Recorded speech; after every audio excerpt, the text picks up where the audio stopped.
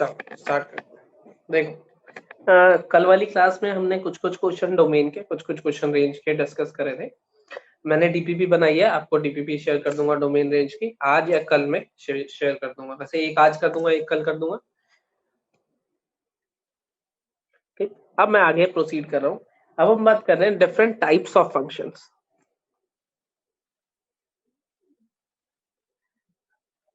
Different types of functions की बात कर रहे हैं।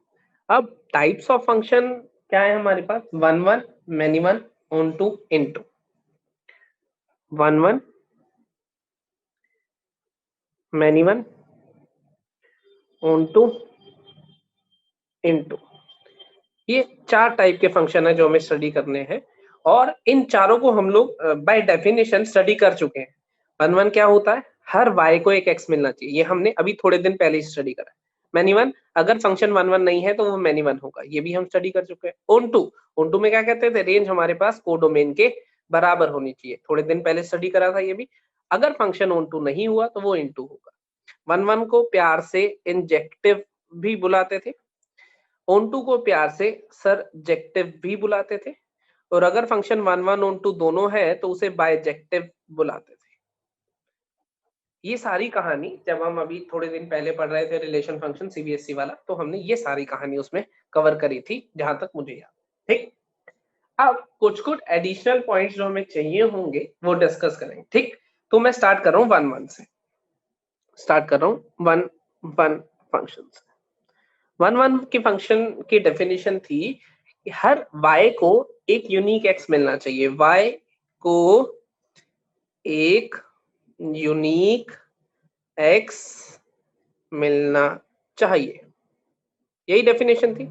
हर y को मिले या नहीं मिले कोई दिक्कत नहीं है, लेकिन जितने भी y को मिले यूनिक मिलना चाहिए, ये कंडीशन थी। ठीक, अब हम पढ़ रहे हैं methods to determine one one function.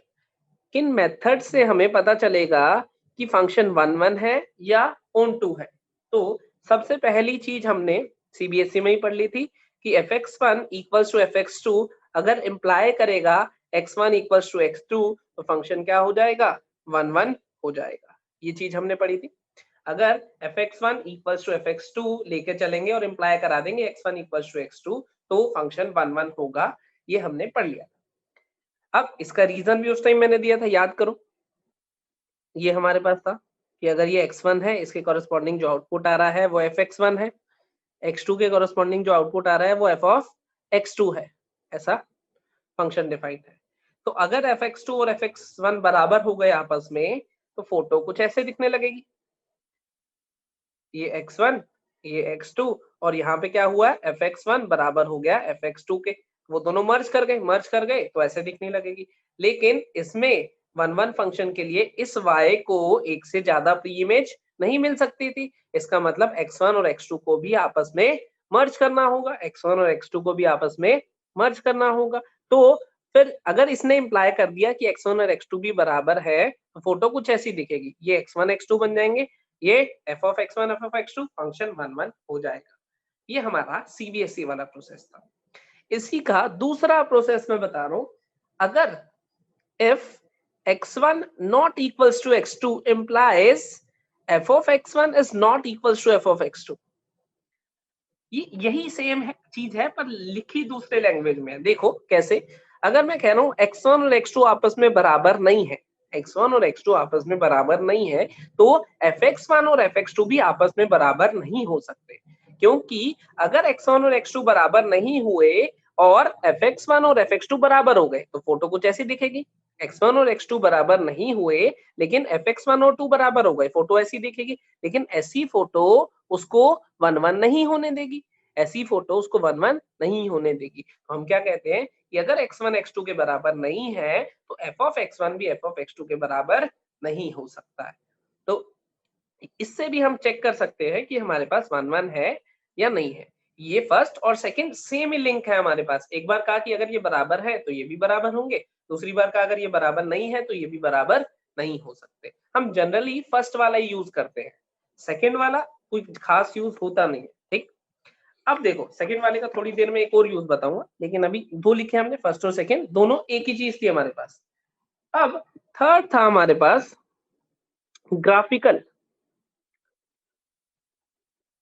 Graphically हम लोग चेक कर रहे थे। ग्राफिकली हम क्या चेक कर रहे थे? हॉरिजॉन्टल लाइन टेस्ट, याद आया? ये भी पढ़ लिया था हमने वहीं पे, हॉरिजॉन्टल लाइन टेस्ट। अगर मैं कोई ग्राफ बनाऊंगा, मान लो y equal to x square plus 1 का ग्राफ बनाया, ग्राफिक ट्रांसफॉर्मेशन के अकॉर्डिंग ग्राफ ये ऐसा बनना चाहिए। अब ग्राफिक ट्रांसफॉर्मेशन मैंने कल आपको कही थी रिवाइज करने को, तो उम्मीद है वो आपने कर ली होगी। इसमें जो हॉरिजॉन्टल लाइन बनेगी ये एक से ज्यादा बार कट कर रही है। इसका मतलब इस वाले x को और इस वाले x को, इन दोनों x को सेम y मिल रहा है, और दोनों x को सेम y, इस वाले x को भी यही y, इस वाले x को भी यही y, तो ये ग्रेटर देन का साइन जो कि मेरे पास अलाउड नहीं था। तो अगर ऐसा हुआ कोई हॉरिजॉन्टल लाइन ग्राफ को एक से ज्यादा पॉइंट पे कट कर रही है तो वो 1 1 नहीं होगा। हाँ, अगर कोई मान लो y equal to x cube है, y equal to x cube कैसा दिखाई देता है हमें? ऐसा दिखाई देता है, ऐसा ग्राफ होता है। अब इस पे जब हॉरिजॉन्टल लाइंस बनाऊंगा, क्या हो रहा है? सारी हॉरिजॉन्टल लाइंस एक ही पॉइंट पे कट कर रही हैं या नहीं? तो सारी हॉरिजॉन्टल लाइंस एक ही पॉइंट पे कट कर रही हैं, तो ये क्या हो जाएगा हमारे पास? 1 1 हो जाएगा, और ये क्या हो जाएगा हमारे पास? मैनी 1 हो जाएगा। तो हॉरिजॉन्टल लाइन टेस्ट ग्राफिकली हम कैसे चेक करते हैं? हम कहते हैं कि अगर सारी हॉरिजॉन्टल लाइंस ग्राफ को एक ही पॉइंट पे कट करके जा रही है तो क्या कह देंगे? 1 1 है। अगर कोई भी लाइन ऐसी है जो एक से ज्यादा पॉइंट पे कट करके जा रही है तो हम क्या कह देंगे? फंक्शन 1 1 नहीं है, और 1 1 नहीं है तो वो क्या हो जाएगा? मैनी 1 फंक्शन हो जाएगा। सही है।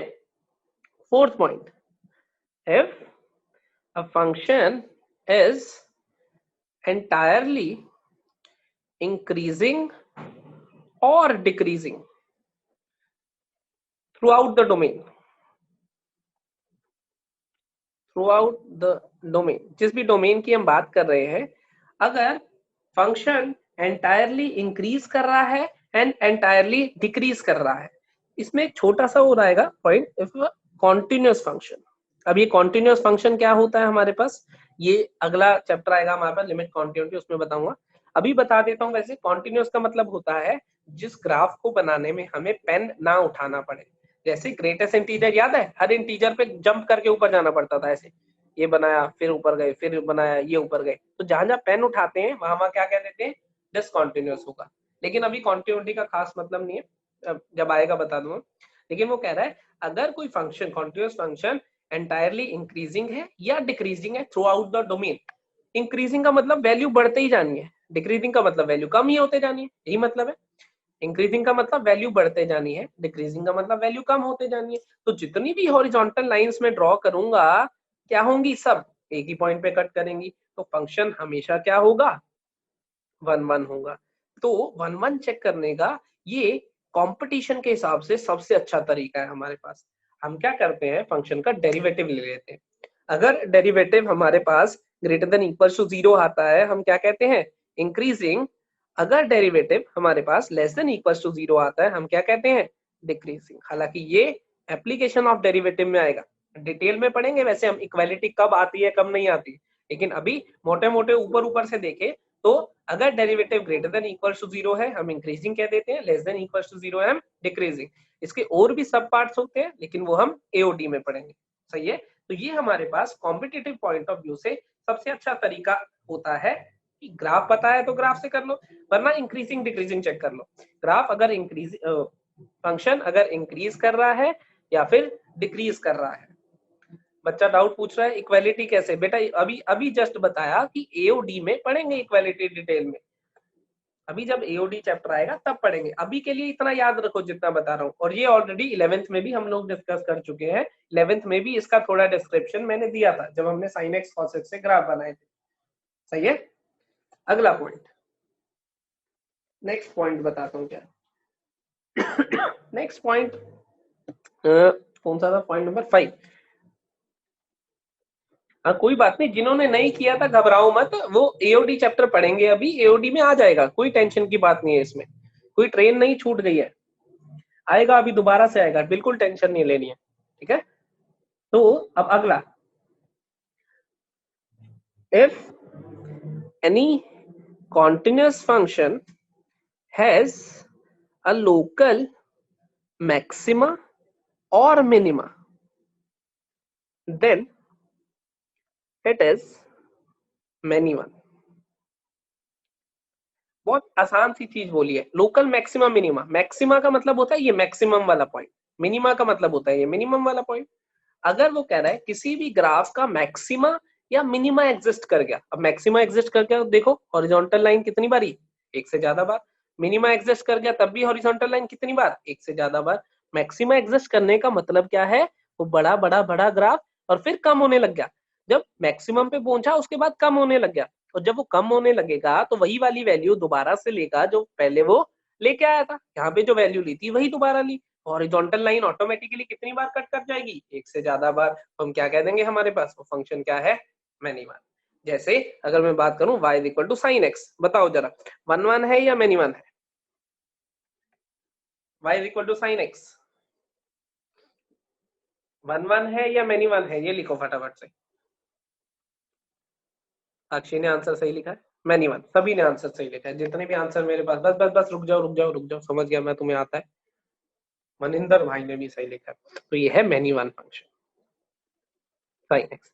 लेकिन एक प्रिंसिपल ब्रांच जब हमने उठाई थी तो वन वन हो गया था। तो किसी भी फंक्शन को मैं तोड़ के, अब मान लो जैसे ये पूरा फंक्शन था, मैं कहता हूं लेकिन इतना ही देख रहा हूं मैं, इतना आधा, तब क्या हो जाएगा, ये वन वन हो जाएगा। सही बात है ना, तब तो जितनी भी हॉरिजॉन्टल लाइन बनाओगे कितनी बार कट करेगा, एक ही बार कट करेगा। ऐसे ही हमने इनवर्स में इसके लिए करा था। तो अब वो इस प्रॉपर्टी में क्या कह रहा है, वो कह रहा है कि अगर लोकल मैक्सिमा या मिनिमा, अब ये लोकल क्या है और ग्लोबल क्या होता है, ये भी एओडी में आएगा। सिर्फ अभी इतना याद रखो, मैक्सिमा और मिनिमा अगर एग्जिस्ट करा कहीं भी, तो वो हमारे पास क्या होगा, मैनी वन फंक्शन। सही है। नेक्स्ट पॉइंट लिख पा रहा हूँ, ये पॉइंट रेड पेन से लिख रहा हूँ इसलिए क्योंकि इसको थोड़ी देर बाद समझाऊंगा। All even functions are many one, all even functions are many one। ये अभी आपको इवन फंक्शन पता नहीं है, थोड़ी देर में इसकी डेफिनेशन बताऊंगा, फिर इस पॉइंट को वहीं पे एक्सप्लेन कर दूंगा। ये लिख इसलिए रहे क्योंकि अभी हमारे पास वन वन की ही प्रॉपर्टी है, all even functions are many one. सही है। ऑल, अगली प्रॉपर्टी सुनो, ऑल पॉलिनोमियल्स, पॉलिनोमियल तो समझते ही हो, with even degree are many one. All polynomials with even degree, अगर इवन डिग्री का पॉलिनोमियल है, मान लो y equal to x square plus x plus one या y इक्वल टू एक्स की पावर 4 प्लस वन, ऐसा, तो ये सब क्या होंगे, मैनी वन। क्योंकि इवन डिग्री का मतलब देखो, इंफिनिटी पे इसकी वैल्यू इंफिनिटी, माइनस इंफिनिटी पे इसकी वैल्यू इंफिनिटी। तो ये ग्राफ यहां से शुरू होना है, यहां खत्म होना है, तो कहीं ना कहीं से नीचे से घूम के आएगा ही आएगा। जैसे इसका ग्राफ कुछ ऐसा होता है, हमने बनाया भी है पहले, तो वो घूम के आएगा। और अगर ग्राफ घूम के आया तो हॉरिजॉन्टल लाइन कितनी बार कट कर जाएगी, एक से ज्यादा बार। सही कह रहा हूँ। ऐसे ही ये था, ये भी ग्राफ ऐसा ही कुछ बनेगा, फिर एक से ज्यादा बार। तो जब भी पॉलिनोमियल आएगा विद इवन डिग्री, हमेशा क्या ऑब्जर्व कर लेंगे हम, कि हमेशा हम कह देंगे कि मैनी वन फंक्शन। ये 7 प्रॉपर्टीज मैंने लिखी है, मैं फिर से एक बार ये सारी की सारी प्रॉपर्टीज आपको बता रहा हूँ। 7 प्रॉपर्टीज लिखी है मैंने, फिर से एक बार रिपीट कर रहा हूँ। वन वन के लिए ये मेथड हमने कर लिया था सीबीएसई में, ये उसी के दूसरा रूप लिखा है। अगर x1 और x2 बराबर नहीं है, अगर ये बराबर नहीं है तो ये भी बराबर नहीं हो सकते, क्योंकि अगर ये बराबर हो जाएंगे तो गड़बड़ हो जाएगी, ग्रेटर देन साइन तो अलाउड ही नहीं है। गोविंद जी फिर से डाउट पूछ रहे, बेटा गोविंद मैंने कल तुमसे ये पूछा था कि तुम जरा ये बता दो कि जी क्यों लगाया है, कौन सा बैच है, कहाँ से हो, तुमने कुछ भी रिप्लाई नहीं दिया था, अब बता दो जरा। गोविंद जी जरा ये बता दो मुझे कि आप कुरुक्षेत्र से है, करनाल से हैं, और आपके नाम के आगे ये जी क्यों लगा है, जी क्यों लगा है ये बताओ मुझे आप। बचपन से है, चलो सही बात है, फिर जिंदगी में कुछ ऐसा करो कि जी का मजा भी आए सुनने का। ये हो गया हमारे पास दूसरा। सही है बढ़िया, घर वालों ने लगाया तो अच्छी बात है, अब उस जी की रिस्पेक्ट मेंटेन करना आपका काम है। तीसरा तरीका ग्राफिकली, ये भी हम पहले ही पढ़ चुके थे, हॉरिजॉन्टल लाइन टेस्ट। अगर सभी हॉरिजॉन्टल लाइन एक पॉइंट पे कट कर रही है तो वन वन कह देंगे, कोई एक हॉरिजॉन्टल लाइन भी एक से ज्यादा पॉइंट पे कट कर रही है, मैनी वन कह देंगे। अगला, अगर फंक्शन इंक्रीजिंग या डिक्रीजिंग आ गया, कैसे चेक करेंगे, उसके डेरिवेटिव से। Derivative greater than equal to 0 function increasing, derivative less than equal to 0 function decreasing. Function increasing या डिक्रीजिंग आ गया तो हमेशा हम क्या कहेंगे 1 1 है, क्योंकि सारी हॉरिजॉन्टल लाइंस एक ही बार कट करेंगी। फिफ्थ प्रॉपर्टी में अगर हमने कहा कि अगर कोई लोकल मैक्सिमा या मिनिमा एग्जिस्ट करता है, मैक्सिमा मिनिमा कब एग्जिस्ट करता है, जब उसका डेरिवेटिव 0 होता है। डेरिवेटिव ये क्रिटिकल पॉइंट्स होते हैं, वैसे एओडी में पढ़ेंगे ज्यादा डिटेल में। तो अभी फिलहाल के लिए लोकल मैक्सिमा या मिनिमा जब भी एग्जिस्ट करता है अगर, तो मैनी वन होगा। All even functions are many one, ये प्रॉपर्टी अभी समझाई नहीं है, ये थोड़ी देर में समझाऊंगा जब ऑड इवन फंक्शन पढ़ेंगे। पॉलिनोमियल इवन डिग्री के जो होंगे वो हमारे पास क्या होंगे, हमेशा मैनी वन। ऑड डिग्री के वो हमें खुद पता लगाना होगा मैनी वन है या फिर 1 1 है। ऑड डिग्री के जो होंगे वो मैनी वन भी हो सकते हैं, 1 1 भी हो सकते हैं, ठीक है, लेकिन इवन डिग्री के हमेशा मैनी वन होंगे, ये गारंटेड है। इन 7 प्रॉपर्टीज, ध्रुव पूछ रहा है अगर फोर्थ प्रॉपर्टी में डिसकंटिन्यूअस हुआ तो बेटा डिसकंटिन्यूअस पता नहीं है ना अभी आपको, जब पता चलेगा तो वो भी समझ आ जाएगा। अभी का कंसेप्ट अभी सीखो तो कॉन्टिन्यूटी का कंसेप्ट है वो कॉन्टिन्यूटी में आएगा, तब अभी सीख लोगे। गरम गरम खाना खाने से मुंह जल जाता है, सुना है? गरम गरम गरम खाना खाते हैं ना मुंह जल जाता है। थोड़ा आराम आराम से चलेंगे, ठीक है, जो जिस चैप्टर का पार्ट है उस चैप्टर में आ जाएगा। चलो अब हम चलते हैं, इसी की एक और प्रॉपर्टी बता रहा हूँ, नए पेज पे बताऊंगा, थोड़ा सा लेंथी प्रॉपर्टी है। देखो थोड़ा समझने की कोशिश करना, थोड़ा अलग चीज बताने वाला हूं हम, ठीक है। मैंने एक सिंपल सी चीज कही तुम्हें कि एफ एक्स हमारे पास X square plus 4x plus 7 है upon X square plus x plus 1 है, ये एफ एक्स दिया हुआ है। मुझे पता लगाना है कि ये मेरे पास 1 1 फंक्शन है या फिर नहीं, ठीक है। बहुत ध्यान से देखना, एक ही बार लिखूंगा, रिपीट नहीं करूंगा। मैंने ले लिया f x 1 equals to f x 2, वो तरीका जो हम बचपन से लगा रहे हैं, सीबीएसई में भी लगाया था। F x 1 equals to f x 2 ले लिया, ठीक है। तो क्या बना मेरे पास, x1 का square plus 4x1 plus 7 upon x1 का square plus x1 plus 1 equals to x2 का square plus 4x2 plus 7 upon x2 का स्क्वायर प्लस x2 प्लस 1, यही बना। क्रॉस मल्टीप्लाई कर लिया, सिंप्लीफाई कर लिया, वो तुम कर ही लोगे, मैं सीधे लिख देता हूँ। ऐसा बना x1 माइनस x2 कॉमन आ चुका है और बना है 2x1 plus 2x2 plus x1 x2 plus 1 बराबर 0। इसको सिंप्लीफाई करा जब तो ये बना। अब मुझे इससे क्या कंक्लूड करना था, x1 इक्वल्स टू x2, तो लेकिन मेरे पास दो ब्रैकेट बनी है। अब एक ब्रैकेट तो बता रही है आइदर दिस इज 0 और दिस इज 0, तो हम क्या कह रहे हैं कि अगर तो ये ब्रैकेट नॉन जीरो हो जाए सेकंड वाली, तो मैं इंप्लाई कर दूंगा कि ये वाली ब्रैकेट 0 है, और अगर ये वाली ब्रैकेट 0 है तो x1 इक्वल्स टू x2 है। लेकिन फिलहाल अगर इस ब्रैकेट को देखो, मैंने x1 की वैल्यू ले ली मान लो 0, ठीक है, इस ब्रैकेट में x1 की वैल्यू ले ली 0, तो मुझे x2 की वैल्यू बता सकते हो? x1 की वैल्यू 0 ली है मैंने, तो x2 की वैल्यू माइनस हाफ आ रही है यानी इस वाली ब्रैकेट से देखो ध्यान से, x1 की वैल्यू मैंने 0 ली है तो x2 की वैल्यू माइनस हाफ आ रही होगी। x1 0 डाल दिया, x2 की वैल्यू माइनस, तो x1 इक्वल्स टू 0 और x2 equals to minus half होने पे भी ये क्वांटिटी 0 हो रही है या नहीं? चैट बॉक्स में वो लोग लिखो जिनको लग रहा है नहीं हो रही, चैट बॉक्स में वो लोग लिख दो जिनको ऐसा लग रहा है x1 0 और x2 माइनस हाफ होने पे ये क्वांटिटी 0 हो रही है या नहीं हो रही। जिनको लग रहा है नहीं हो रही वो चैट बॉक्स में लिख दो, जिनको लग रहा है हो रही है वेल एंड गुड। तो अगर ये क्वांटिटी 0 हो रही है तो x1 और x2 बराबर तो नहीं है, देखो x1 और x2 अलग अलग वैल्यू ले रहे हैं, लेकिन f ऑफ x1 और f ऑफ x2 इस टाइम पे बराबर है, क्योंकि इसके 0 होने का मतलब क्या है, इन दोनों के बराबर होना। इसका मतलब ये मेरे पास कौन सा फंक्शन हुआ, मैनी वन फंक्शन हुआ। समझे या नहीं कहानी?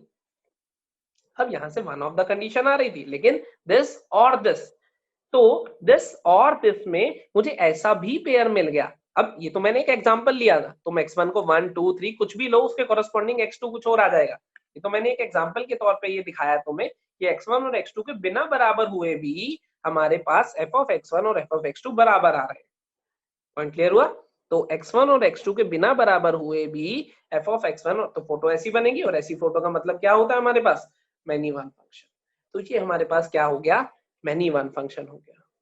सही है। अब तुम चाहो इसको डेरिवेटिव से भी कर सकते हो, उसमें भी कोई दिक्कत नहीं है, डेरिवेटिव इंक्रीजिंग या डिक्रीजिंग जैसे भी करना चाहो, लेकिन इसके बेसिस पे मैं तुम्हें एक प्रॉपर्टी बताने वाला था। पहले मुझे ये बताओ, ये समझ आ गया कि ये मैनी वन क्यों है? जिसको ये समझ नहीं आया कि मैनी वन क्यों है, वो अपना डाउट चैट बॉक्स में लिख सकता है। जिसको ये समझ नहीं आया कि मैनी वन क्यों है, क्योंकि x1 और x2 अलग है, उसके कॉरेस्पॉन्डिंग भी ये जीरो हो गया, और इसके जीरो होने का मतलब f of x1 और f of x2 बराबर हो गए। तो इनके बिना बराबर हुए ये बराबर हो गए, तो इनके बिना बराबर हुए ये बराबर हो गए, तो हमारे पास मैनी वन आ गया। जितना मैंने करा है, अगर उसमें डाउट है तो बताओ।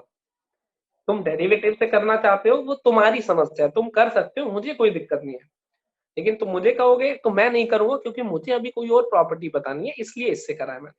हाँ, कंपटीशन में मैं भी डेरिवेटिव ही यूज करता हूँ। अभी फिलहाल के लिए इसमें कोई डाउट है तो बताओ। ठीक है, तो अभी मैं मान लेता हूँ तुम्हें कोई डाउट नहीं है। ठीक है ध्रुव, तुम्हारे डाउट का 2 मिनट में आंसर दो। अब देखो, ये जो कहानी हुई, इसमें मैं ये कह रहा हूं, अब प्रॉपर्टी लिख रहा हूं, if fx is a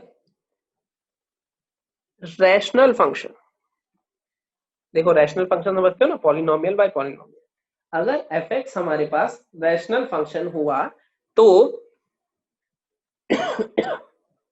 then f of x1 equals to f of x2 is always satisfied by x1 equals to x2। therefore f of x1 minus f of x2 can be written as x1 minus x2 into some other bracket, जिसको मैं कोई और function कह रहा हूं, function of x1 and x2। देखो वो क्या कह रहा है, अगर fx कोई रैशनल फंक्शन है, ये इसको देखते रहना साथ साथ, fx एक रैशनल फंक्शन था, तो उस वो एक पेयर तो x1 माइनस x2 देगा ही, जब भी क्रॉस मल्टीप्लाई करके एक साइड लाओगे तो वो x1 माइनस x2 देगा ही। तो उसने कहा it is always satisfied by x1 में, ये तो हो ही रहा है इससे सेटिस्फाई। तो fx1 माइनस fx2, तो ये इसको इस साइड ले जाता हूं अगर, तो इसको मैं ऐसे भी लिख सकता हूँ कि fx1 माइनस fx2 बराबर 0, सबको एक साइड ले गया जो सिंप्लीफाई करके लाया हूं। तो एक ब्रैकेट बनेगी x1 माइनस x2 की, एक ब्रैकेट x1 माइनस x2 की बनी थी, और दूसरी ब्रैकेट में x1 और x2 का कंबाइंड कोई फंक्शन लिखा होगा, दूसरी ब्रैकेट में x1 और x2 का कंबाइंड कोई फंक्शन लिखा होगा। ये सेम फॉर्मेट है जो अपना क्वेश्चन में बना था। ये समझ आ गया।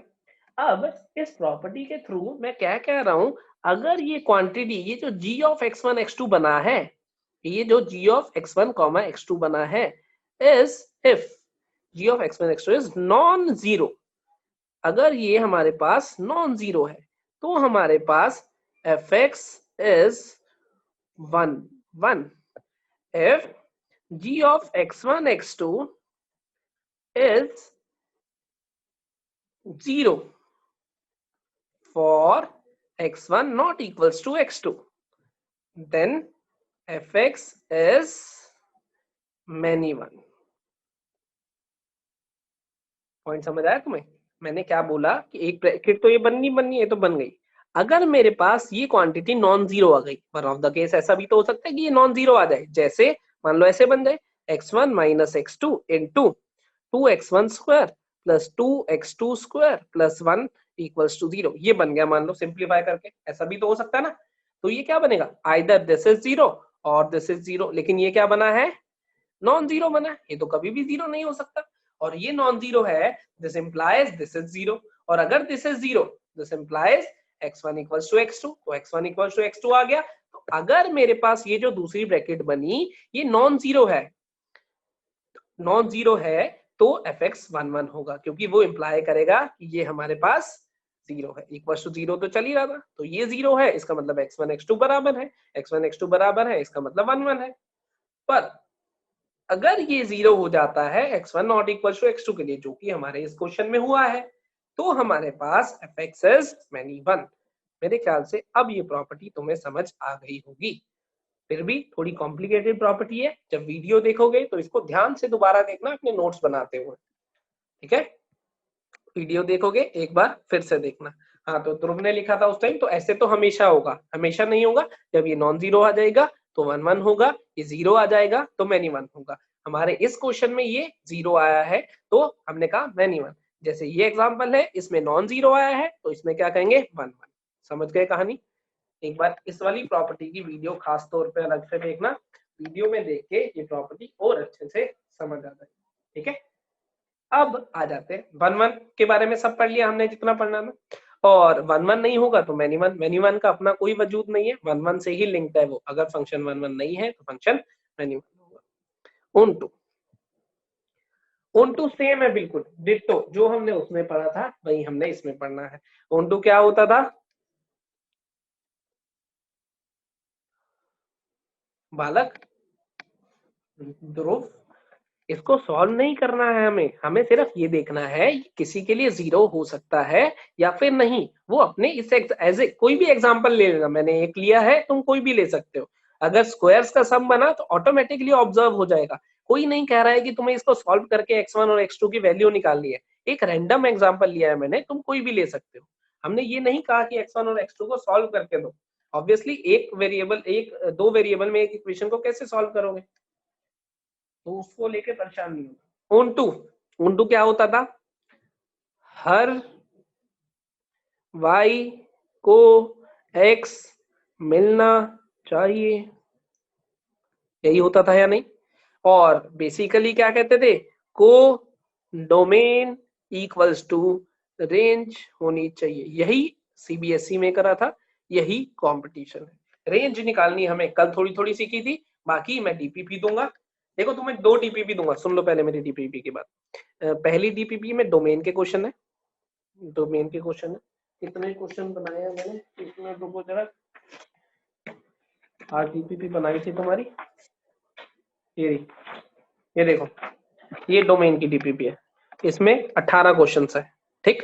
और एक ऐसी रेंज की डीपीपी मिलेगी, दूसरी डीपीपी मिलेगी रेंज की। एक आज डालूंगा, एक कल डालूंगा, या दोनों ही कल डाल दूंगा।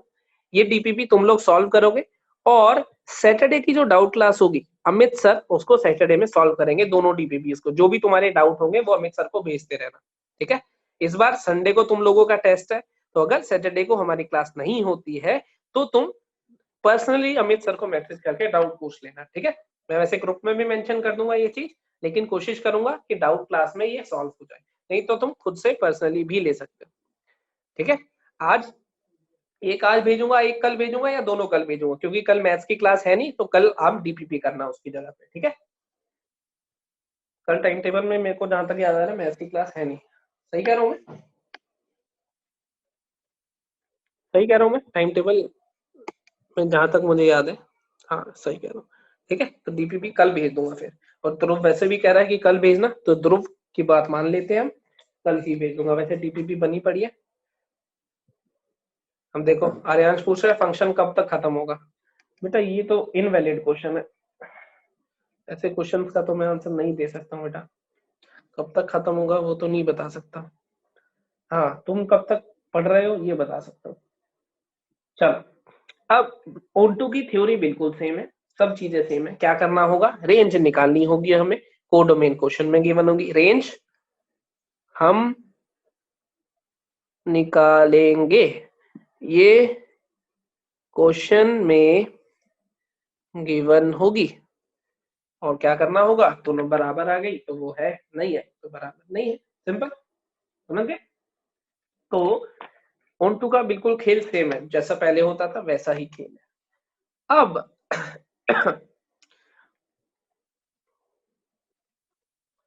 कुछ तूफानी करते हैं, बड़े दिन हो गए कुछ तूफानी नहीं करा।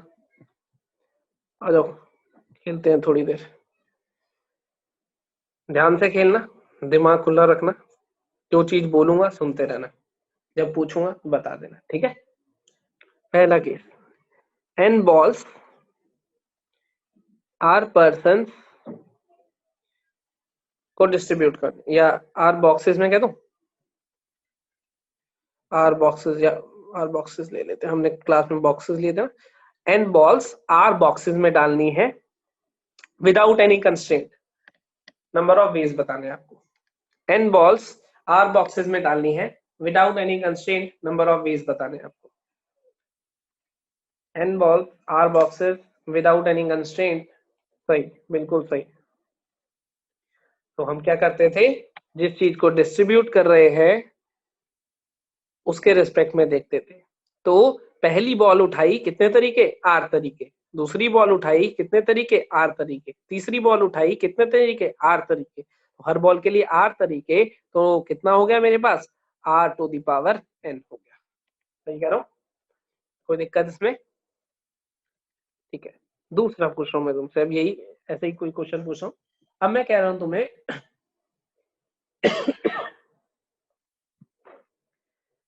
n चेयर से r पर्सन्स को बिठाना है, कितने वेज में बिठा सकते हो? n चेयर पे r पर्सन्स को बिठाना है, कितने वेज में बिठा सकते हो? n चेयर्स पे r पर्सन को बिठाना है, कितने वेज में बिठा सकते हो? इट इज NPR याद आ रहा है कुछ? NPR सही है, वो बैठ जाएंगे, अरेंज भी हो जाएंगे। तीसरा, हाँ NCR इंटू आर फैक्टोरियल का हो या NPR का हो, दोनों एक ही चीज होती है, सेम होती है बिल्कुल। तीसरा, अब मैं कह रहा हूं n बॉल्स r बॉक्सेस में डालनी है, एटलीस्ट 1 in each। याद आया, नो बॉक्स एम्प्टी वाला case. n balls r boxes में डालनी है, at least 1 in each, number of ways बताने हैं। n बॉल्स डिस्टिंक्ट है, बॉक्सेस भी डिस्टिंक्ट है, सब डिस्टिंक्ट के लिए ले रहे हैं। अभी तक किसी ने सही आंसर नहीं दिया है, अभी तक किसी ने सही आंसर, अगर आंसर नहीं दे पा रहे तो कंसेप्ट बता दो कौन सा लगेगा, उसमें भी मुझे कोई दिक्कत नहीं है। आशिमा ने सही आंसर दिया है, थोड़ा थोड़ा देखने में लग रहा है, तो मेरे ख्याल से आशिमा सही। गुरप्रीत मलिक ने सही लिखा है बिल्कुल, प्रणब बंसल ने बिल्कुल सही लिखा है। 3 लोग आए हैं अभी तक जिन्होंने सही आंसर दिया, बाकी किसी ने अभी तक सही आंसर नहीं दिया, तो मैं दे देता हूं। इसको हम करते थे, खुशी ने भी सही आंसर दिया। हाइड करने वाला मेथड एक बालक ने लिखा है, दिग्विजय ने। हाइड करने वाला मतलब इंक्लूजन एक्सक्लूजन कह रहा है,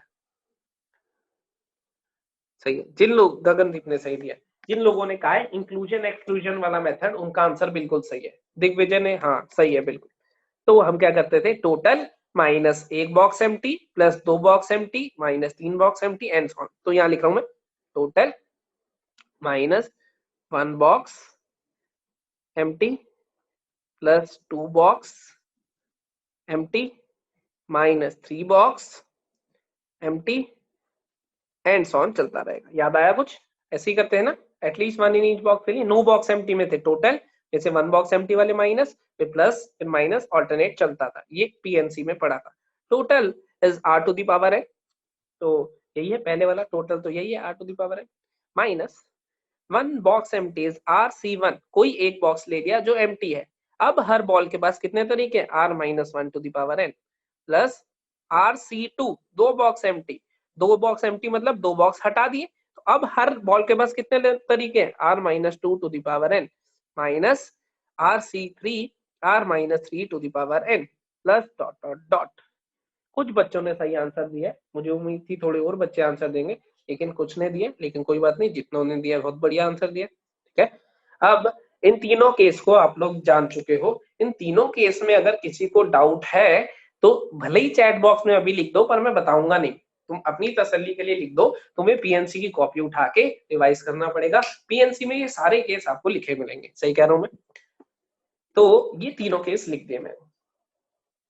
हाँ ध्रुव बेटा, मैं बता कोई नहीं सकता अभी, क्योंकि हर एक की डिटेल्ड एक्सप्लेनेशन आपकी पीएनसी की नोटबुक में आपको मिलेगी, तो आप पीएनसी की नोटबुक रिवाइज करना। लेकिन अब मुझे चैट बॉक्स में कोई ये आंसर लिख के दो कि फंक्शन पढ़ते पढ़ते ये कहां से आ गया बीच में। इतना आंसर कोई लिख सकता है, फंक्शन पढ़ते पढ़ते ये बीच में पीएनसी कहां से घुसा दिया मैंने, फॉर फन फॉर थ्रिल। मुस्कान कह रही है अबाउट टू आस्क। चलो, एक या दो बच्चों ने सही पहचाना है बिल्कुल। रिवीजन टेस्ट, रिवीजन के लिए मैंने कुछ नहीं दिया भाई, रिवीजन करना तुम्हारा काम है, उसमें मैं कुछ नहीं करूंगा तुम्हारे लिए। तो टेस्ट में पीएनसी आ भी नहीं रहा इस बार, तो मैं पीएनसी तो क्यों ही रिवाइज कराऊंगा।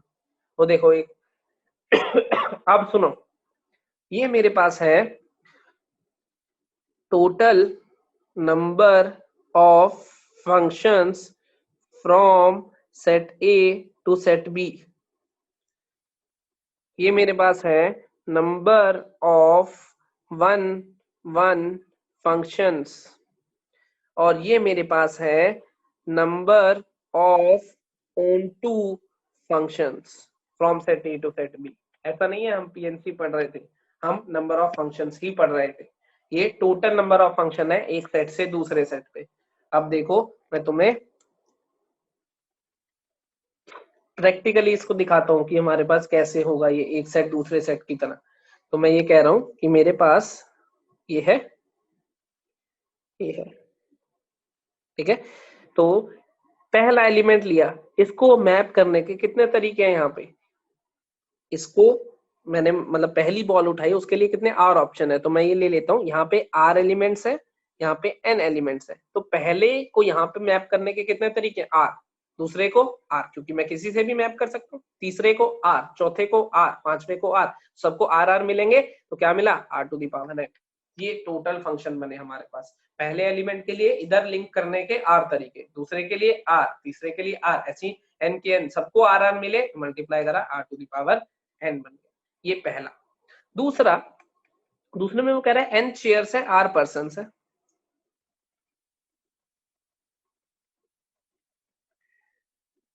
अब चेयर्स ज्यादा है तो n इधर रखना पड़ेगा, हमें r इधर रखना पड़ेगा, क्योंकि पहला पर्सन जब जाएगा उसके पास कितने तरीके हैं, n। पहले पर्सन के पास n तरीके, दूसरे के पास n-1, क्योंकि जब एक की मैपिंग एक के साथ हो चुकी है, अगर इसकी मैपिंग इसके साथ हो चुकी है तो कोई और उस चेयर पे वापसी नहीं बैठ सकता, क्योंकि अगर बैठा तो वो फंक्शन 1-1 नहीं हो पाएगा, उसको तो कहीं और ही बैठना पड़ेगा।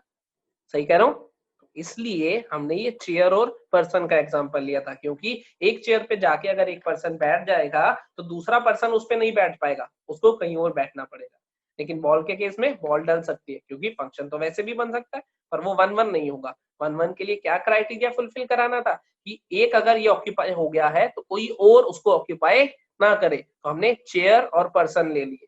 चेयर कहाँ आ गई, यहाँ पे y की वैल्यूज क्या हो गई, चेयर, ये क्या हो गया, पर्सन। लिख देता हूँ, ये हमारे पास चेयर्स है, ये हमारे पास पर्सन्स है।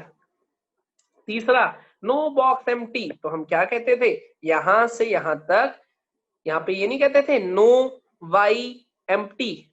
नो वाई एम्प्टी मतलब कोई भी वाई खाली नहीं रहना चाहिए। तो ये क्या हो गए, आर, और ये क्या हो गए, एन। इसको क्या लिया हमने, बॉक्सेस, इसको क्या लिया हमने, बॉल्स। एन बॉल्स को आर बॉक्सेस में डाला, कोई भी बॉक्स खाली नहीं रहा, इसका मतलब कोई भी वाई खाली नहीं रहा, और कोई वाई खाली नहीं रहा तो वो क्या हो गया हमारे पास, ऑन टू हो गया। कोई वाई भी खाली ना रहे तो क्या कहते थे, ऑन टू हो गया। तो ये हमारे पास नंबर ऑफ फंक्शंस है जो एक सेट से दूसरे सेट पे डिफाइंड है। बेटा पीएनसी का कोई डाउट मैं अभी क्लियर नहीं कर सकता हूँ, आई एम सॉरी। पीएनसी के लिए आप पीएनसी की कॉपी पढ़ो आराम से, वो डाउट्स वहीं पे क्लियर किए जाएंगे, ठीक है। आप मुझे व्हाट्सएप कर लेना अगर ज्यादा समस्या है तो, लेकिन मैं अभी पीएनसी में नहीं घुस सकता, क्योंकि पीएनसी हम ऑलरेडी 11th में पढ़ चुके हैं, ठीक है। फिर भी कोई डाउट हो मुझे व्हाट्सएप कर लेना। ये हमारे पास आए टोटल नंबर ऑफ फंक्शन एक सेट से दूसरे सेट पे, ये 1-1 और ये ऑन टू फंक्शन। समझ गए इतनी कहानी। अब मैनी वन चाहिए हुए मान लो, और मैनी वन चाहिए हुए तो क्या कर देंगे हम, टोटल में से 1-1 माइनस कर देंगे, मैनी वन आ जाएगा।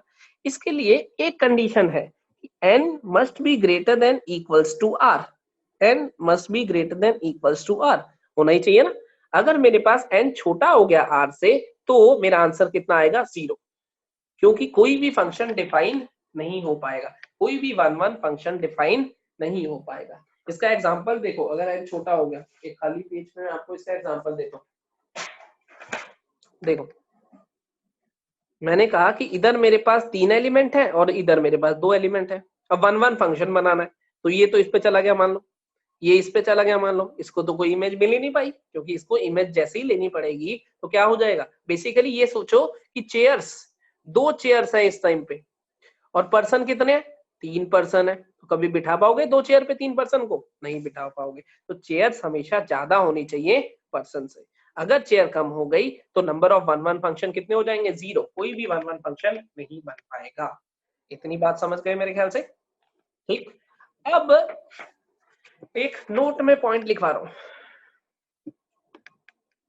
Note, if n of a equals to n of b, number of elements of a set, function defined है सेट a से सेट b पे, a में जितने एलिमेंट है b में उतने ही एलिमेंट है, a में नंबर ऑफ एलिमेंट, b में नंबर ऑफ एलिमेंट मान लो n के बराबर है, तो हमारे पास नंबर ऑफ 1 1 फंक्शन बराबर हो जाते हैं number of onto function के, जो कि हमारे पास n फैक्टोरियल होते हैं। इसको याद रखना, जनरली वो ये केस दे देता है हमें। इसका मतलब वो क्या कहना चाह रहा है, सोचो जरा, वो क्या कहना चाह रहा है, जितनी चेयर्स उतने ही पर्सन, एन और आर बराबर कर दिया ना, सेट ए और सेट बी में एलिमेंट बराबर, तो क्या जितनी चेयर, 10 चेयर पे 10 लोगों को कितने तरीकों से बिठा सकते हो, 10 फैक्टोरियल।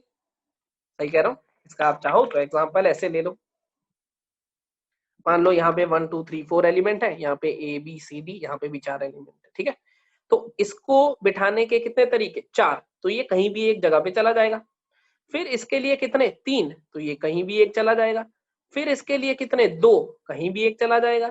फिर इसके लिए कितना, 1, कहीं भी एक चला जाएगा। क्या आया, ये 4 फैक्टोरियल ही तो आया, सोचो। तो ये हमारा आंसर हो गया। और ऐसे जब ये बराबर होंगे तो जितने 1 1 बनेंगे उतने ही ऑन टू, क्योंकि ये बराबर है, हर एक x को एक y मिल गया, तो y तो सारे अपने आप ही कवर हो गए, क्योंकि बराबर थे। एक को एक देना है, मैं कह रहा हूँ दोनों जगह पे बराबर है, एक को एक से लिंक करना है, तो ये खाली तो रह ही नहीं सकता, खाली नहीं रह सकता। इसका मतलब ऑन टू भी साथ में ही होगा और 1 1 भी साथ में ही होगा। इसका मतलब ऐसे केस में फंक्शन हमेशा क्या बनेगा, इंजेक्टिव बनेगा, जब ये दोनों बराबर होंगे। तो पॉइंट समझ आया। तो अगर मेरे पास पहले और दूसरे सेट में नंबर ऑफ एलिमेंट बराबर हो जाते हैं, तो number of 1 1 function equals to number of onto function equals to n factorial होता है। इतनी कहानी मेरे ख्याल से आपको समझ आ गई होगी। हाँ, थोड़ी सी और आगे मूव करते हैं अब फिर से। ध्रुव ने लिखा है डाउट है। ध्रुव, अगर पीएनसी से रिलेटेड डाउट है तो बेटा कॉपी दोबारा से पढ़ना, वो मैं अब नहीं टच कर पाऊंगा क्योंकि बहुत टाइम लग जाएगा अगर मैं उसको उठाता हूँ तो। अगर वैसे और कोई डाउट है तो लिख सकते हो फटाफट से चैट बॉक्स में। पीएनसी से अगर रिलेटेड है तो मैं अभी तुम्हें कॉपी पढ़नी पड़ेगी उसमें, क्योंकि वो 11th का टॉपिक है।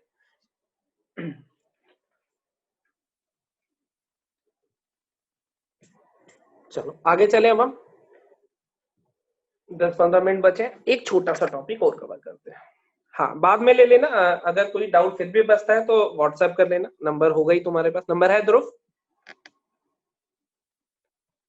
ध्रुव नंबर है?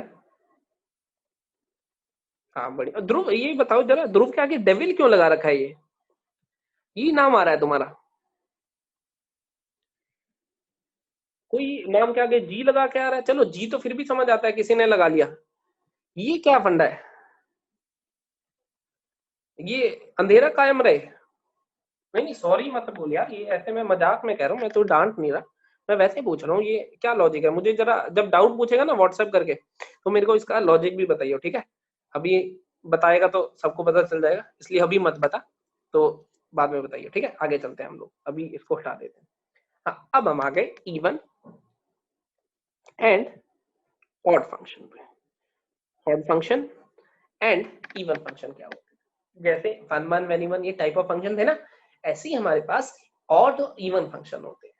बहुत आसान डेफिनेशन है इनकी, बहुत ही आसान। इवन उसमें तो थोड़ी मुश्किल थी, इसमें और भी आसान है।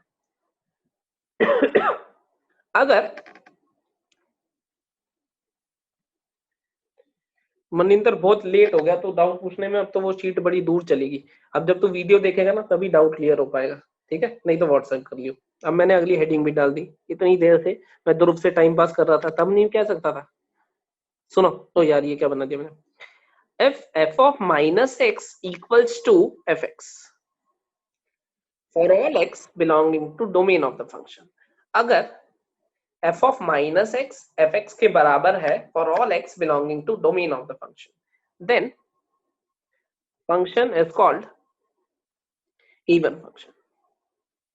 बहुत सिंपल सी डेफिनेशन है. अगर f of minus x fx के बराबर आ जाता है for all x belonging to domain, पूरी डोमेन के लिए अगर f of minus x fx के बराबर हो जाता है तो फंक्शन को क्या कह रहे हैं हम? इवन फंक्शन कह रहे हैं. ये कई जगह पे आपको ऐसे भी लिखा मिलेगा f of minus x plus minus f of x equals to 0. ये लिखो या ये लिखो एक ही बात है. जनरली हम लोग ऐसे देखते हैं f of minus x. इसका मतलब क्या हुआ? x को माइनस x से रिप्लेस करने पे फंक्शन पे कोई फर्क नहीं पड़ा. x को माइनस x से रिप्लेस करने पे फंक्शन पे कोई फर्क नहीं पड़ा. इसका एग्जांपल अगर मैं लूं तो मेरे पास है fx equals to x square कह दो, cos x कह दो, कोई भी कह दो.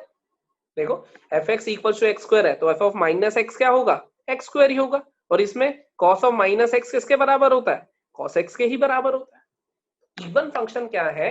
जिसमें x को माइनस x से रिप्लेस करने पे कोई फर्क ना पड़े. तो f of माइनस x इज बराबर to f of x. Point समझ आ गया? f of minus x equals to f of x for every x. अगर हमेशा ऐसा हो रहा है तो ही, ऐसे नहीं कभी हो रहा है कभी नहीं हो रहा. जो कभी हो रहा है कभी नहीं हो रहा उसको हम क्या बोलते हैं? फॉल्स. वैसे भी है ना. तो ये हमारे पास आया इवन फंक्शन. अब ग्राफिक ट्रांसफॉर्मेशन पढ़ने को मैंने कही थी. x को माइनस x से रिप्लेस करने वाली ग्राफिक ट्रांसफॉर्मेशन क्या होती है? चैट बॉक्स में कौन सबसे पहले लिखेगा ये देखते हैं. फर्स्ट आई है आशिमा. बहुत बढ़िया. Image about y axis. अब मत लिखो, मैंने चैट बॉक्स बंद कर दिया, बस मैं पहले ही वेट कर रहा था. Image about y axis. हाँ, जितने लोगों ने लिखा है अभी तक सबने सही लिखा, लेकिन और लिखो मत, कोई फायदा नहीं है. तो मैं क्या कह रहा हूं, अगर ये मेरे पास fx का कर्व है y इक्वल टू fx, तो ऐसा कर्व मेरे पास y equal to f of minus x का होगा, क्योंकि x को माइनस x करने का मतलब होता है इमेज अबाउट y एक्सिस. अगर यहाँ y इक्वल टू fx बना है तो ऐसा graph image about y axis y equal to minus x बना होगा. तो हम क्या कहते हैं, ये और ये आपस में बराबर है, तो हम इससे कंक्लूड करेंगे कि graph of even function are symmetric about y-axis. हमेशा याद रखोगे, graph of even function are symmetric about y-axis, क्योंकि x और माइनस x से रिप्लेस करने पे उन्हें कोई फर्क नहीं पड़ रहा. तो जैसा इधर दिख रहा होगा वैसा ही इधर दिख रहा होगा. जैसे मैंने दो एग्जांपल लिए थे, x स्क्वायर और cos x. याद करो, y is equal to x square, ये ग्राफ होता है. y is equal to cos x, ऐसा ग्राफ होता है या नहीं? तो ये दोनों क्या है? देखो, इमेज मतलब symmetric about y axis, symmetric about y axis. तो फिर से एक बार, इवन फंक्शन क्या था? जिसमें f of minus x f of x के बराबर हो. कुछ जगह पे ऐसे भी लिखा मिलता है, बस मैं इधर लेके आया हूं. हमेशा ट्रू होगा तभी इवन कहेंगे, और x को माइनस x से रिप्लेस करने पे कोई फर्क नहीं पड़ रहा. और दूसरी चीज जो हमने कंक्लूड करी है कि graph is symmetric about y axis. Graph is symmetric about y axis. Even function में अगर किसी को इन दो पॉइंट में डाउट है, एक उसकी डेफिनेशन बताई है और दूसरा ये बताया है सिमेट्रिक अबाउट y एक्सिस, तो चैट बॉक्स में लिख दो, नहीं तो मैं पेज पलट रहा हूं. 3 तक गिनूंगा, 1 2 2.5 3. किसी ने नहीं लिखा, हम चलते हैं. ये पन्ना पलट गया. अब आ गया ऑड फंक्शन.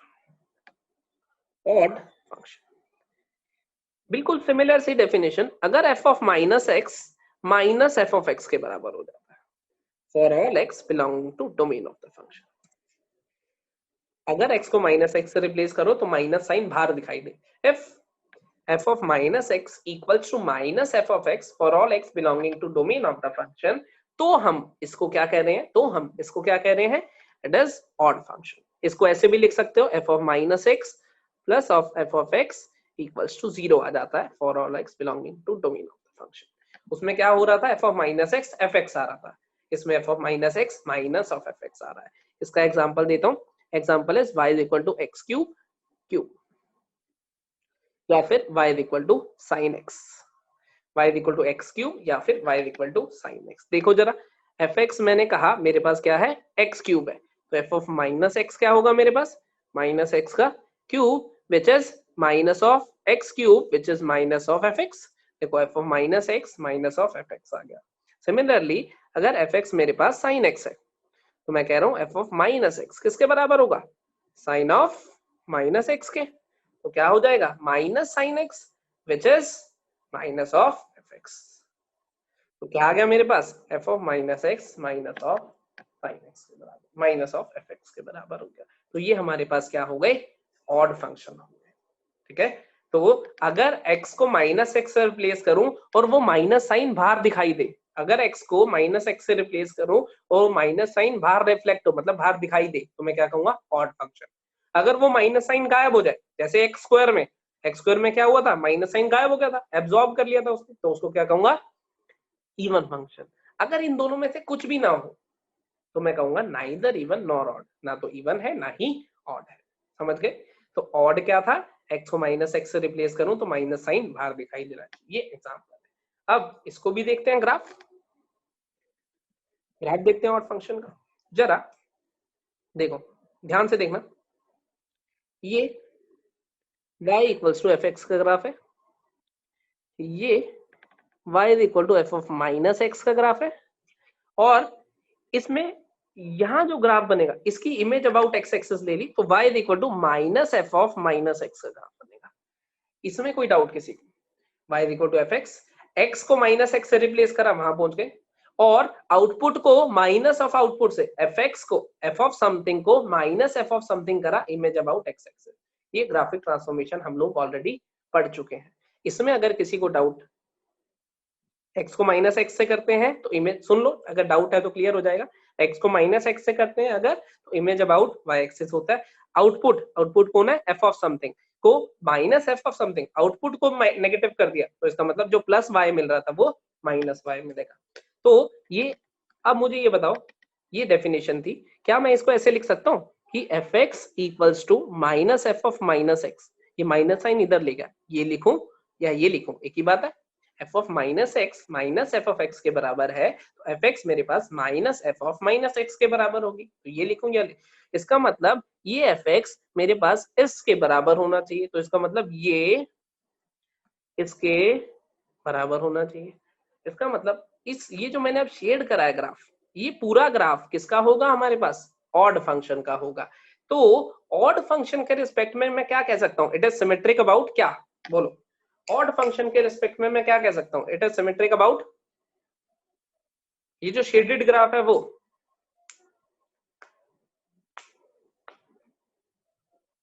एक बच्चे ने आंसर सही दिया अभी तक, सिर्फ एक, बाकी सब ने गलत दिया ए टू जेड। मैं एक वो ढूंढ के ले आऊं जरा किसने सही दिया था। आर्यन ने सही आंसर दिया बस, बाकी सब ने गलत दिया ए टू जेड। जितने भी लोगों ने लिखा है सबका गलत है आर्यन के अलावा। अभी तक भी जो लिख रहे हैं सब गलत है। देखो कुछ लिख रहे हैं y इक्वल टू एक्स, कुछ लिख रहे हैं y equal to minus x. एक और बच्चे ने लिखा है वो भी सही लिखा है, आर्यांश ने लिखा है वो भी ठीक है। हमारा सुन लो मैं क्या बोल रहा हूँ, graph of odd function is symmetric about origin. Origin के अबाउट, पॉइंट के अबाउट सिमेट्रिसिटी है ये। ओरिजिन से जैसा ग्राफ उधर को दिख रहा है जैसा ग्राफ इधर को दिख रहा है, ये देखो ऐसे, जैसे मान लो फॉर एग्जांपल साइन एक्स, ये एग्जांपल लिखा है ना साइन एक्स का ग्राफ देखो, क्या कहते हो, ये ग्राफ होता है ना साइन एक्स का। देखो जरा साइन एक्स के ग्राफ को, ओरिजिन से जैसे इधर को मूव करोगे ओरिजिन से वैसे इधर को करोगे, इधर वेव पूरी हुई इधर भी वेव पूरी हुई, तो सिमेट्रिसिटी किसके अबाउट चल रही है, ओरिजिन के अबाउट चल रही है। समझ गए पॉइंट? तो graph of odd function is always symmetric about origin, graph of even function is always symmetric about y axis. इतना पॉइंट क्लियर हो गया होगा मेरे ख्याल से। डेफिनेशन क्या है, f of minus x equal to minus sign बाहर दिखाई देगा, ये दोनों एग्जांपल दिखाए इन, और ग्राफिकली हमारे पास ट्रांसफॉर्मेशन से देखो तो ऐसे दिखाई दे रहा है, पर ना इजीली सबसे इजी तरीका इससे देख लो, ओरिजिन के अबाउट सिमेट्रिसिटी होती है साइन एक्स की, ये कौन सा बनाया y equal to sin x, जो कि हमारे पास ऑड फंक्शन है, हम ऑलरेडी प्रूव कर चुके हैं इसको कि ऑड फंक्शन है। तो y equal to sin x का graph is symmetric about origin, origin से जितना इधर, ओरिजिन से उतना ही इधर। हम क्या कहते हैं, ऑड फंक्शन का ग्राफ हमेशा सिमेट्रिक होता है ओरिजिन से। इतना मेरे ख्याल से समझ आ गया होगा। किसी को कोई डाउट है अगर तो वो लिख सकता है। अब एक बच्चे ने लिखा है ऑड फंक्शन 1 1 होगा क्या? नहीं बेटा, ये बना हुआ है, ये देखो sin x 1 1 है क्या? है 1 1? नहीं है। ऐसे डाउट तो तुम खुद ही क्लियर कर सकते हो। अब आ जाता हूँ, जरा मैं 1 सेकंड के लिए तुम्हारा टाइम लूंगा इसके लिए। याद आया?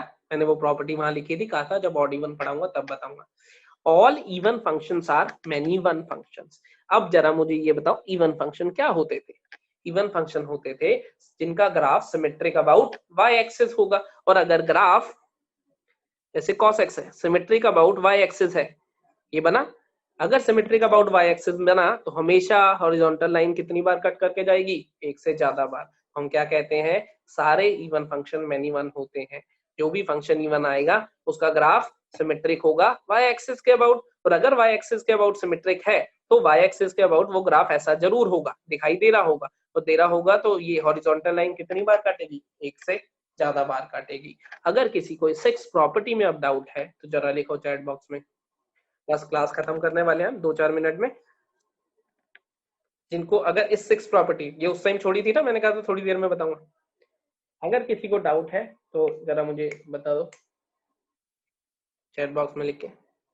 एक बालक ने, चिराग ने पूछा है सर ऑड फंक्शन भी तो मैनी वन होगा। ऐसा जरूरी नहीं है बेटा, ऑड फंक्शन मैनी वन होगा ऐसा कोई जरूरी नहीं है। देखो जरा, ऑड फंक्शन एक्स क्यूब क्या है? Odd function. ये ऑड एक्स क्यूब का ग्राफ है, y equal to x cube. ये लो, ये तो 1 1 है, जितनी मर्जी हॉरिजॉन्टल लाइन ड्रॉ कर लो, एक ही बार कट कर रही है। ऐसा नहीं है, अगर ऐसा होता तो लिखवा दिया गया होता। इवन फंक्शन हमेशा मैनी वन होगा, जरूरी है।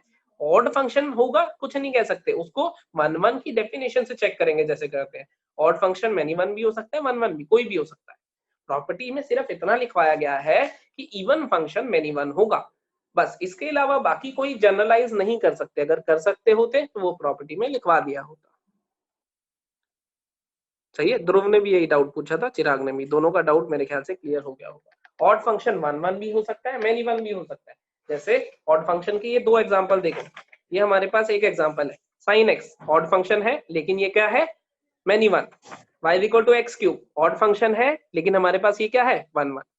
तो 1 1 भी हो सकता है, मैनी वन भी, कोई भी हो सकता है। वो उसकी प्रॉपर्टी से चेक करोगे। जब वो 1 1 पूछेगा तो 1 1 की प्रॉपर्टी से चेक करोगे। जब वो ऑन टू पूछेगा तो ऑन टू की प्रॉपर्टी का, ऑन टू का क्या मतलब था उससे चेक करोगे। जब वो ऑड इवन पूछेगा तो इनकी डेफिनेशन से चेक करोगे। ऐसे मिक्स नहीं करोगे आपस में। हाँ, कुछ जनरलाइज चीजें हैं, जैसे इवन फंक्शन हमेशा मैनी वन होंगे, वो मैंने आपको लिखवा ही दिए। पॉइंट क्लियर हुआ? ये वाला नोट्स, अब इन नोट्स को अच्छे से पढ़ना, मतलब पहले वीडियो देखना, नोट्स बनाना, नोट्स को अच्छे से स्टडी करना। फिर मिलेंगे हम लोग अगली क्लास में। डोमेन और रेंज की असाइनमेंट कल आप लोगों को मिल जाएगी। असाइनमेंट सॉल्व करना, अमित सर से डाउट लेना। ठीक है, चलो ओके।